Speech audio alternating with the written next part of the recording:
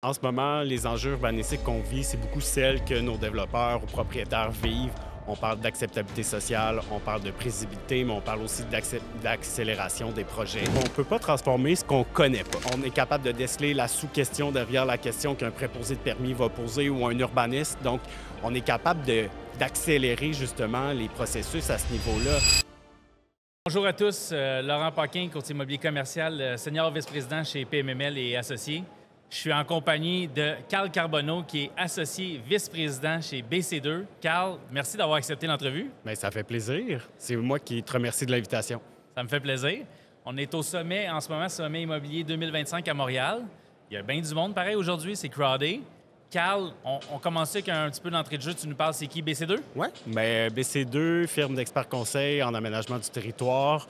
On a 130 employés. Au travers du Québec, on agit sur une diverse échelle de territoire, autant avec des acteurs publics que privés. C'est certain, moi, dans mon équipe, on travaille qu'avec des développeurs, des propriétaires de terrain qui ont des enjeux urbanistiques, autant en termes de planification que de développement puis d'opération. Donc, c'est vraiment, on a de l'impact à diverses échelles directement sur nos milieux de vie, là. C'est la grandeur du Québec. C'est une grosse firme, pour ceux qui ne connaissent pas BC2, très grosse firme d'urbanistes d'ailleurs. Oui, urbanisme, mais aussi architecte de paysage. On a des économistes, des designers urbains, des architectes. Donc, on a une belle panoplie de professionnels pour venir collaborer ensemble à l'avenir de nos milieux de vie, là. Parce que ça prend ça maintenant. On n'a pas le choix. Je pense que c'est un must. Merci, Carl. On va débuter avec la première question. Quels sont les principaux défis urbanistiques que vous rencontrez actuellement et comment BC2 y répond? Bien, je pense qu'en ce moment, les enjeux urbanistiques qu'on vit, c'est beaucoup celles que nos développeurs ou propriétaires vivent. On parle d'acceptabilité sociale, on parle de prévisibilité, mais on parle aussi d'accélération des projets. Je pense qu'on a un rôle clé à jouer là-dedans chez BC2 parce qu'on a une bonne connaissance des milieux, des communautés, mais des réglementations en vigueur, des bonnes pratiques aussi. Donc, on est capable d'établir des plans de match très précis et adaptés pour chacune des situations. Quand on parle d'acceptabilité sociale, bien, c'est certain que de bâtir une espèce de contrat social en amont avec nos équipes qui vont faire de la planification urbaine avec les villes, les municipalités, à l'étape de la mise en place d'un projet particulier d'urbanisme, d'un plan d'urbanisme, pour vraiment venir mettre en place une vision adéquate, cohérente pour les milieux de vie. Quand on est plus à l'échelle du développement d'une parcelle, bien là, vraiment, s'il y a des enjeux spécifiques, bien, d'être capable de les relever un développeur dès une vérification diligente ou une stratégie de mise en marché. Oui, dès le jour 1, de bien établir sont où nos risques avec la population. Si on sait déjà qu'il y a eu des échecs avec des projets récents dans le secteur ou même sur ce terrain-là, bien, on est capable de le relever. Donc, c'est pas juste de jouer avec le volet réglementaire ou des enjeux. Ouais, vous avez en plein ça. Fait que, donc, c'est vraiment à ce niveau-là qu'on peut agir, je dirais. En termes de prévisibilité, bien, c'est justement les contextes réglementaires changent. On le voit, les grandes villes, Laval, Longueuil, ont changé leur réglementation d'urbanisme dans les derniers mois. Ça bouge beaucoup, là. Ça bouge énormément. Puis ça, c'est le fun aussi parce qu'on voit de l'intégration des meilleures pratiques à même les règlements. Okay. Dans le fond, on vient se circonscrire à être obligé de faire un peu les meilleures pratiques, mais c'est aussi de réussir à naviguer au travers de ça puis de dire, bien, de prendre des choix pour la planification des projets. On le voit, là, un bon exemple avec à Montréal, le PUM qui arrive en vigueur. Bien, plusieurs éléments qui viennent brouiller un peu les cartes du développement, mais en même temps, c'est le fun parce que justement, on vient augmenter des densités à des endroits où il n'y en avait pas. Donc, on est capable aussi d'entrer en contact en dialogue direct. Pour ceux qui ne savent pas, Carl, c'est quoi le PUM? Le PUM, Plan d'urbanisme et de mobilité 2050. Donc, une belle vision pour les 25 prochaines années. Comme dirait une collègue urbaniste qui travaille à la ville, il faut bien se permettre de rêver une fois par 20 ans. Donc, je pense que c'est super important, mais aussi très ancré dans les réalités de nos milieux de vie, là, en termes de développement des transports, mais aussi de développement immobilier. OK. Très intéressant, merci. Comment l'approche de BC2 se distingue-t-elle dans les projets de densification? Bien, chez nous, je dirais qu'on a une approche créative, mais très pragmatique. Une de nos convictions, c'est qu'on ne peut pas transformer ce qu'on ne connaît pas. Donc, à la base, de faire un bon diagnostic 360, comme j'ai dit tantôt, autant sur le volet réglementaire que le contexte urbain, le contexte du terrain aussi, de dire est-ce qu'il y a des contraintes anthropiques naturelles, c'est d'agir avec ces éléments-là, tout en ayant une bonne compréhension des programmes de développement, des besoins de nos clients, leurs produits qu'ils font. Par exemple, en industriel, bien, quelqu'un qui va avoir besoin de 10 quilles, il va falloir en tenir compte dans la planification Ben oui. de son terrain, même en amont. Si ça ne rentre pas, il faut être capable de dire si la manœuvre camion non plus ne fonctionne pas pour accéder aux quais. C'est un exemple très pragmatique, mais on le voit comme ça. Quand on parle de densification à l'échelle un peu plus large, bien, c'est là, oui, d'être très pragmatique, mais d'être à l'avant-plan avec les nouvelles tendances, ça va vraiment nous aider à aller au-delà. Je dirais aussi où on se démarque, c'est... Juste un petit pause, c'est Oui. vrai que vous les voyez, les nouvelles tendances, avant tout le monde, là. Parce que vous travaillez les projets en amont, tu sais, quand ils commencent à être produits, puis avant même qu'ils soient réalisés, c'est vous autres qui êtes là, c'est vous autres qui créez ça. Fait que vous êtes tout le temps en amont, là, dans les projets, là. On est 100 en amont. Dans le fond, moi, c'est pas rare qu'on ait 8, 5, 10 ans avant que le projet soit réalisé puis que le end-user y arrive en place. Donc, par exemple, sur un grand plan d'ensemble, un master plan, on va faire la vision. Des fois, on va assister dans la mise en marché de la grande parcelle au complet ou de sous-parcelles. Puis après ça, dans le développement de projet, dans les ententes de développement municipaux avec les villes. Donc, Vous voyez tout d'avance. on est tout d'avance. Puis après ça, bien, on peut même agir, une fois qu'il est en opération, d'aller chercher des permis d'enseigne pour des occupants commerciaux quand ton projet est livré. Donc, Plus ça, c'est tard le pour fun. les autres Oui, étapes, là. pour les autres étapes. Donc, si je reviens vraiment dans notre approche, je dirais, c'est là, on se démarque par notre approche créative aussi parce que, justement, on vient intégrer nos experts à l'interne, autant architectes de paysage, designers urbains, architectes, mais aussi des collaborateurs externes, autant en innovation environnementale, ingénieurs civils. Vraiment, l'idée, c'est d'intégrer les meilleures experts, pratiques dans nos projets. Là, c'est... OK, je vais y aller. Je vais dire mon opinion aussi, là, puis c'est la 4... Ils se ressemblent, les deux prochaines questions, d'ailleurs, là. Comment intégrez-vous les principes de développement durable et la résilience climatique dans vos interventions urbaines? Puis ça, juste avant que tu répondes, j'ai remarqué que de ce temps-ci, ça a pris un petit peu le bord, qu'est-ce qui est libre puis écologique. Puis ça, on dirait que ça slack un peu. C'est dommage, on était sur une belle lancée. Est-ce que, toi, comment tu vois ça en ce moment sur le marché? Puis la question, là, dans le fond, c'est ça, le développement durable et la résilience climatique là, dans vos projets, là. Bien, moi, je dirais qu'au contraire, peut-être qu'on entend moins parler d'un projet qui va avoir une certification. Toutefois, les meilleures pratiques sont vraiment intégrées dans nos pratiques en planification urbaine. Tu sais, je pense qu'en développement durable, en résilience, on le voit, on agit sur divers plans. Autant lorsqu'on planifie la ville en entier ou des quartiers, on parle beaucoup plus de ville-éponge, de parc-éponge, de parcelle-éponge. Donc, tu sais, un des éléments là-dedans, c'est de travailler en collaboration justement avec les ingénieurs civils puis les architectes de paysage pour bien avoir des parties de terrain qui vont être capables d'absorber l'eau en période de crue. Pour les eaux, pas les eaux usées, mais Les eaux pluviales. Les eaux, oui, parce que là, ça déborde partout, hein, Ouais. je pense, je ne me trompe pas. Là. Ouais, en C'est plein un ça. problème dans toutes les villes. Un autre élément sur lequel on peut agir directement, quand on est dans une zone inondable à proximité, dans une zone de cuvette aussi, dans le fond, on va C'est quoi, recommander... Carl, une zone de cuvette? Une zone de cuvette, c'est une zone urbaine. On peut le voir dans Ville-Marie, entre autres, après les grosses inondations. Oui. Dans les 3 dernières années, on est venu cartographier les zones où il y a une pente, puis il y a un petit... Le tunnel, justement, il y a un petit Ouais, tunnel en qui plein est tout ça, en plein, où là, l'eau OK. s'accumule toujours. Bien, Ça, dans c'est une zone cuvette. Une zone cuvette, bien, Ville-Marie, entre autres, l'arrondissement de Montréal a vraiment agi pour venir limiter la construction de nouveaux logements OK. en sous-sol ou en demi-sous-sol en zone de cuvette. Nous, c'est quelque chose qu'on préconise aussi dans d'autres types de projets. Dès qu'on voit que l'eau peut s'accumuler dans une partie d'un terrain, bien, on va venir mettre d'autres usages qu'un logement qui va être toujours inondé année après Exact. année. Good Ou call. crue importante après crue importante. Ça, c'est un volet, mais je pense qu'une des clés chez BC2 sur lesquelles on agit, c'est beaucoup par la formation puis la posture de nos professionnels. Dans le fond, on est une équipe qui est curieuse, qui apprend à chaque jour. Très professionnel qui se aussi, forme. je dois le dire. Là.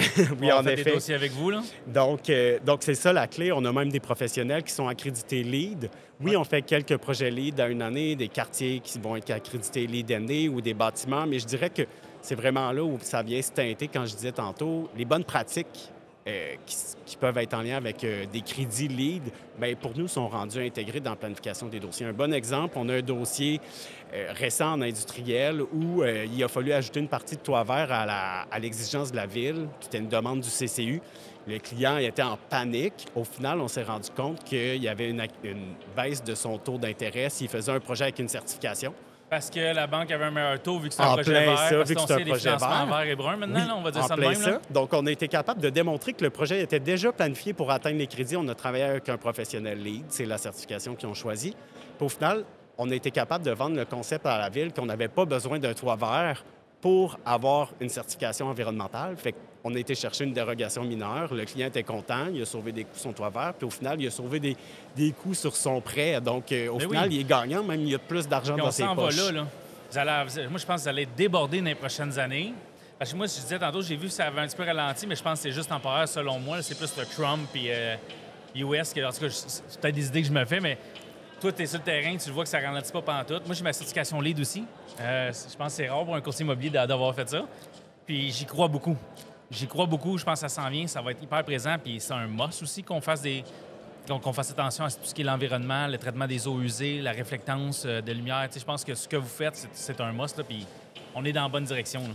Oui, puis c'est justement en travaillant en collaboration avec des gens qui ont ces certifications-là, puis en restant à l'avant-plan, on peut intégrer dans les projets, dans la planification en amont, les bonnes techniques, là, de garder de l'espace sur un terrain justement pour absorber de l'eau de pluie. C'est très gagnant dans une approche LEED, au même titre que de prévoir des trottoirs plus larges d'un quartier à grande échelle pour promouvoir la mobilité active. Oui, hein? OK. J'avais jamais pensé à celle-là. Good call. Comment la transition écologique influence-t-elle la conception des quartiers, notamment en ce qui concerne l'intégration de la nature en milieu urbain? Bien, je te dirais ça, c'est une approche qu'on peut appeler le développement à moindre impact. Okay. Dans le fond, ce qui peut être vu comme une contrainte, par exemple, un milieu humide, un lac artificiel que quelqu'un a creusé dans les dernières années, puis là, on veut développer le site, bien, pour nous, c'est de les voir comme des éléments à conserver qui vont devenir des anchors, des points d'ancrage dans ton développement.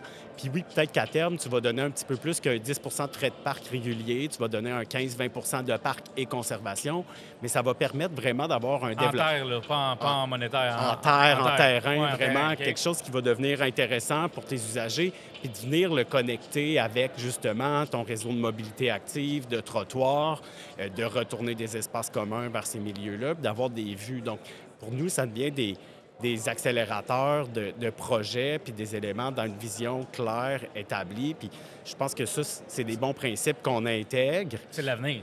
Bien, je pense qu'on n'a pas le choix, en fait. C'est l'avenir. Oui. C'est là qu'on s'en va. Là. En plein ça. À un volet plus réglementaire, bien, c'est certain qu'on peut agir sur l'urgence climatique, qu'on pourrait dire. Il y a en plus des villes qui intègrent des nouveaux facteurs de résilience climatique. Là. Je ne sais pas si tu en as entendu parler, mais c'est au lieu d'exiger un pourcentage de verdissement sur un terrain ou la plantation de, je vais dire un nombre, 10 arbres par un X superficie, bien, on vient plutôt paramétrer des contributions en termes de verdissement puis de résilience climatique. Entre autres, par exemple, un toit vert peut compter dans ton pourcentage. Donc, on peut faire des gestes beaucoup plus concrets d'un milieu urbain très dense. Donc, c'est là, à l'échelle d'un milieu à développer, bien, on peut agir pour intégrer des composantes naturelles, mais à l'échelle de la parcelle, de la latitude, puis je pense qu'il y a divers outils réglementaires qui viennent nous aider là-dedans. OK. On est capable de faire, encore une fois, des recommandations adaptées autant à notre client que ses professionnels pour dire, bien, peut-être que ça vaut la peine de conserver ces deux arbres-là. Ils ont une très grande valeur pour ton terrain. Il y a une grande canopée plutôt que tout couper. Puis c'est ça. Ça, en fait, ça encore donne une de l'ombre, nanana. En plein ça, c'est de l'ombre créée. Tandis que d'autres fois, bien, ça vaut pas la peine de les conserver ou de voir. C'est toujours d'avoir une stratégie très adaptée à chacun des terrains. Oui, parce que l'attention est dans les détails. Comment se déroule la collaboration avec les acteurs municipaux et les autres parties prenantes dans vos projets? Fait que vous travaillez souvent avec autant les propriétaires, les développeurs que les villes, bien entendu.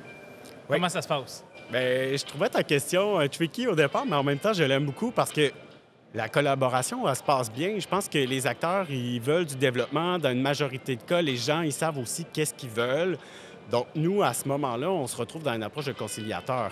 Je ne cacherai pas, s'il n'y avait pas de problématique ou d'enjeux de développement, les clients n'y appelleraient pas chez BC2. Donc, c'est sûr qu'il y a des enjeux puis il y a des situations pas évidentes. Par contre, on est capable de bien déceler les demandes puis les prérogatives derrière chacune de ces demandes-là de l'ensemble des parties. Autant de notre client qui va être le développeur, autant que des fonctionnaires, autant que le volet politique, que de la population. Puis l'idée, c'est de faire le tri dans toutes ces demandes-là, puis de dire, bien, c'est quoi le meilleur projet, le projet le plus juste aussi pour la société. Donc, de réussir à emmener ça, toujours d'un projet social, mais aussi viable là, pour nos clients, ça, c'est toujours super important. Puis, petite pause de vite. Vous faites, en plus, vous voyez un peu, moi, Mélissa, on fait du municipal aussi, on représente les villes, même affaire pour BC2. Fait que vous voyez les deux côtés de la médaille. Oui. Puis ça, des fois, ça nous permet d'être, tu sais, comme, regarde, on comprend, là, tu sais, il y en a des fois, c'est les villes. Non, mais les villes, ils ont d'autres restrictions qui fait que, là, vous travaillez pour les villes, fait que vous voyez vraiment les deux côtés de la médaille, fait que c'est le fun dans ce temps-là. Là. Oui, puis, tu sais, on est capable, justement, avec le relationnel qu'on a, tu sais, de comprendre qu'est-ce qui se cache derrière. Donc, la sensibilité, on va être capable de dire, comme j'ai dit tantôt, là, dès le départ d'un processus de vérification diligente ou de IS and Use, de mettre le doigt sur c'est quoi la valeur clé sur laquelle il faut s'asseoir pour développer le terrain. Mais tu sais, ultimement, ce qu'il ne faut pas oublier, l'urbanisme au Québec, c'est essentiellement politique. Donc, il faut être capable de déceler ces enjeux-là puis de comprendre dans quel contexte on s'inscrit avec des élections aux 4 ans, avec des périodes de ralentissement. Donc, pour nous, c'est tout le temps une posture d'écoute, de collaboration, de rester positif. C'est sûr que, comme j'ai dit, il y a des situations moins évidentes, mais l'idée, c'est justement de réussir à naviguer dans ces eaux-là. Une des clés, je pense que vous le savez aussi, là, en tant que courtier, la localisation, mais il n'y a pas juste ça. C'est le bon projet au bon endroit, au bon moment aussi. Donc, des fois, il y a des questions de momentum. Très vrai. Et nous, on se plaît à dire que... Moi, j'en rentre souvent des urbanistes dans nos projets, puis je me plais à dire ils parlent le même langage. C'est quand vous arrivez à la ville, vous comprenez, là, tu sais. Si c'est mon client, des fois, il va aller directement à la ville. Je dis non, regarde, engage un urbaniste, là.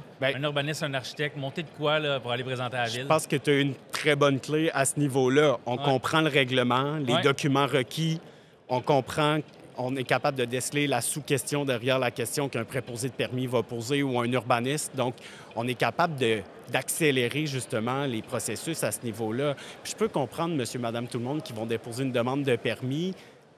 C'est complexe, c'est complexe. Plus comme en 90. Non, la liste des documents requis est beaucoup plus longue.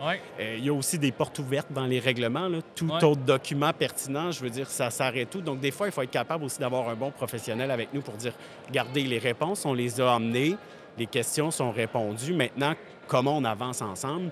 Pas juste de dire, de se mettre à sacrer puis de dire pourquoi j'ai pas mon permis. C'est ça, c'est pour ça. C'est drôle, c'est ça que j'avais dans la tête. Le monde arrive là-bas, certains vieux clients, ils choquent tout ça, mais c'est plus de même, ça marche. C'est sophistiqué, là. C'est plus la même game, là. Vous autres, vous arrivez là, OK, telle affaire, on peut pas le faire, c'est dans le règlement, mais on va leur donner ça à la place, ils aiment ça, puis... Tu sais, fait que je sais. On a besoin de vous autres vraiment dans nos projets. OK, dernière question, Carl. Quel projet réalisé avec BC2 vous semble le plus emblématique de votre approche urbanistique et pourquoi? Bien, on a tellement de multitude de projets puis de clients que je me sens mal de mettre un projet à l'avant-plan. Puis je pense que c'est justement là, qu'est-ce qui nous distingue, c'est qu'on a une excellente compréhension de divers milieux, de divers types de projets. On est capable d'aller chercher les bons coups puis d'éviter les mauvais coups qu'on peut avoir eu dans d'autres projets pour justement réussir à aller, planifier puis répondre à toutes les demandes.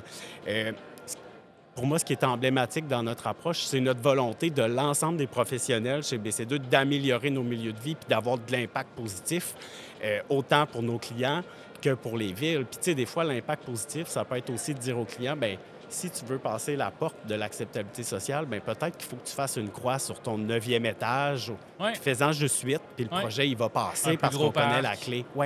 De trouver les bons leviers pour justement assurer d'accélérer le projet, d'avoir une bonne prévisibilité puis d'éviter de se faire battre en fin de parcours. Exact. Hein? Ouais, on a des projets, souvent, on va bâtir en escalier.